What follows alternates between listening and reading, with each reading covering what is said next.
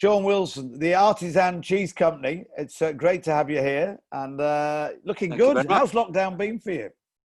Lockdown has been kind of busy for me. I've been trying to do some export work with people, and I'm a very keen artist, so I've been in the studio here in the back doing loads of pieces of art. So I've a bit of walking, a bit of photography. It's kept me busy. Yeah, and enough room there when you need to from your nearest and dearest. I think that's one of the tough sides. We cope with seeing so much of each other. No. Well, me? so I'm fully in lockdown here with Carol, my partner, and I like to. We've had fun. It's been good. We've not been down with it. Yeah. There's loads of jobs I've missed this year with cooking demonstrations and selling cheese to restaurants and farm shops and delis. Of course, that's all fallen by the wayside. Still selling some cheese to supermarkets. Of course, that continues, but maybe not as good as it was before. So that's where we are. Did you have to? Have you had to think on your hoof? As you've gone along to change the markets. Have you introduced new markets? Did you lose out? I mean, with stuff that was going into the pubs and restaurants that might have been yours. Yeah. Oh, so how have you gone about that? I think we all lost out. Well, there was nothing we could do to recover it until, let's say, now I've just started to make our blue cheeses again. Maybe we're two productions in, really. So that's where we are with the blue cheese. But that had to just be hung up on the shelf for 3 months. So we have some contacts in France. So I've been sending cheese over to France and trying to introduce my blue cheese to a supermarket in France. So that's kind of taken a little bit of my time. I'm trying to get some blue cheese over there with a little bit of smoke in there. So we'll see. Nice.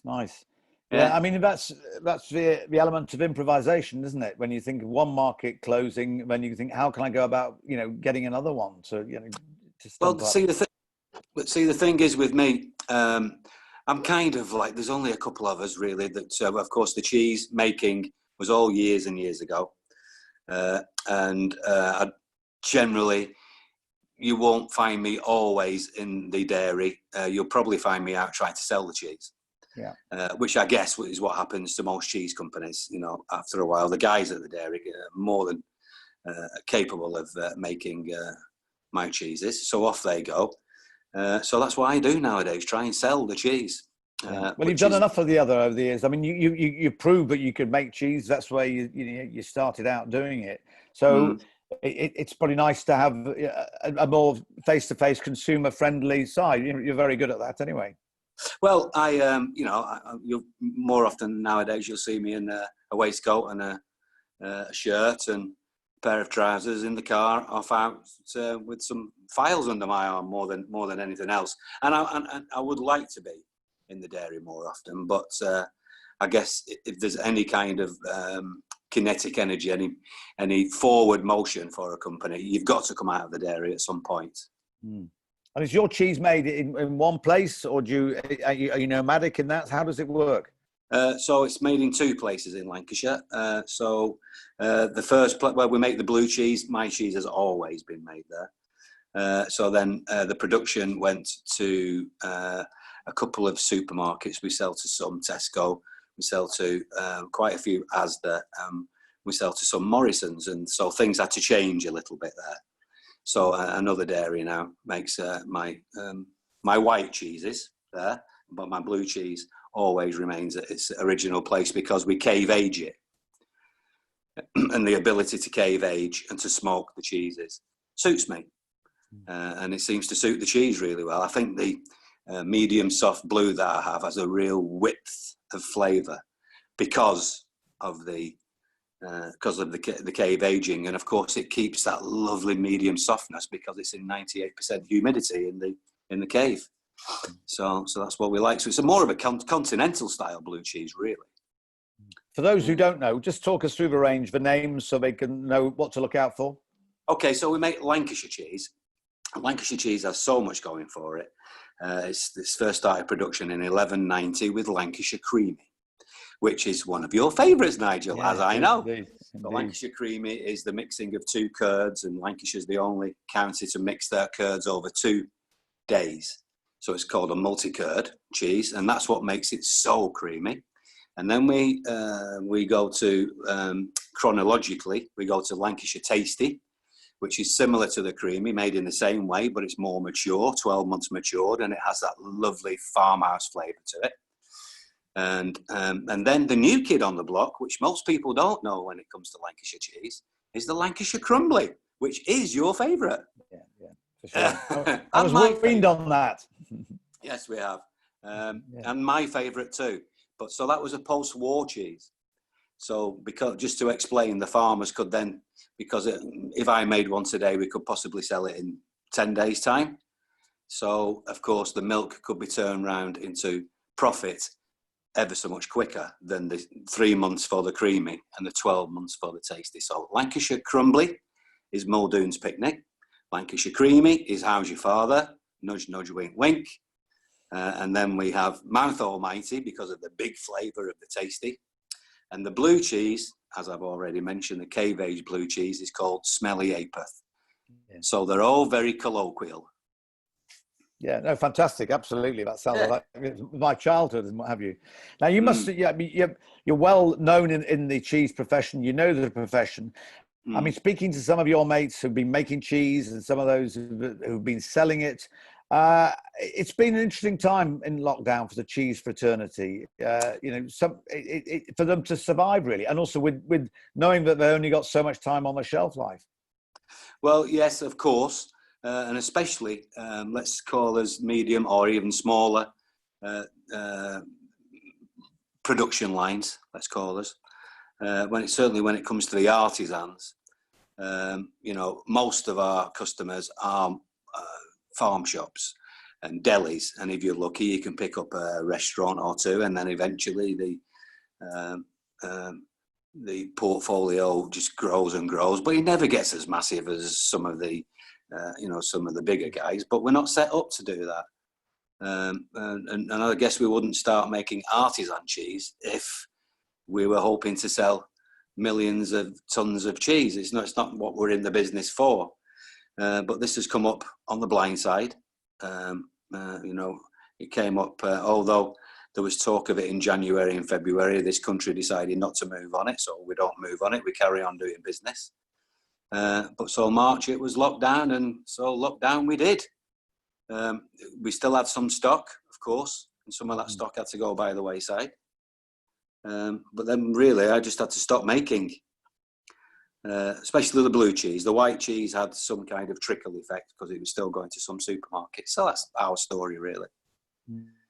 Yes, I know it's been, very interesting time. Some people have been, busier than ever. Who've been traditionally selling to supermarkets. Oh God, They've not had the big wheels. They've had smaller, pre-packaged sizes. Others have suddenly thought, right, I used to sell to pubs and restaurants. Who are my new markets going to be? So it has been a very interesting time, and I think this is what the Virtual Cheese Awards are all about as well, to throw a light onto the community. I suppose my difficulty always, for certainly the last 11 years that I've been making cheese, is that COVID has been there, and we've all had to cope with it in the way that we have. But my biggest problem is convincing supermarket buyers that my artisan cheese is more than ready for their customers. You get the right price, you get the right packaging, you get the right distributors, and then of course the supermarket buyers, who are not the oldest people in the world, so they don't know that there are traditions. Well, they do know that there are traditions, but they don't have them as high on the list as we do. Trying to convince them to put them in the supermarkets is really my difficulty. Yeah. I think the good things have come out of lockdown is that people maybe have appreciated local, artisan, provenance, British, all the things that we talked about. Good. I mean, of course, we had Brexit, and anyone that makes anything British, we were all looking forward to maybe a more of an uptake on the shelves of British products. And our British cheeses, our British cheeses are so, there's so much to be proud of. I mean, we've talked, long and hard. I mean, I have in interviews up and down the country, national TV, you name it, about how many artisan cheeses now we have in this country. We're touching like 700 different styles of cheese for the UK. Where France is said to have like maybe between 350 and 400. I mean, France is there four times the size of the UK? Yeah, I know. Shoot, but it's certainly twice as big as England. Yeah, so yeah. Yeah. There's lots going for us, and I love the fact that when I started making artisan cheese back in like 2007, I left Coronation Street in 2005, and then through a series of meetings with a great cheesemaker, I was invited to go and work with him, and so in 2007 we really started to work together. 2009 was when I went into production and became a business. So it was very young, I think, artisan cheese then. There weren't so many people making artisan cheese, but there's been a real uptake since 2009. Lots and lots of artisan cheese makers. So I guess there's been lots of problems for them throughout the last 3 months. Hence the virtual cheese awards. Yeah, for sure. Tell us a little bit about, for sure. That's what the virtual cheese awards there, as I did for you.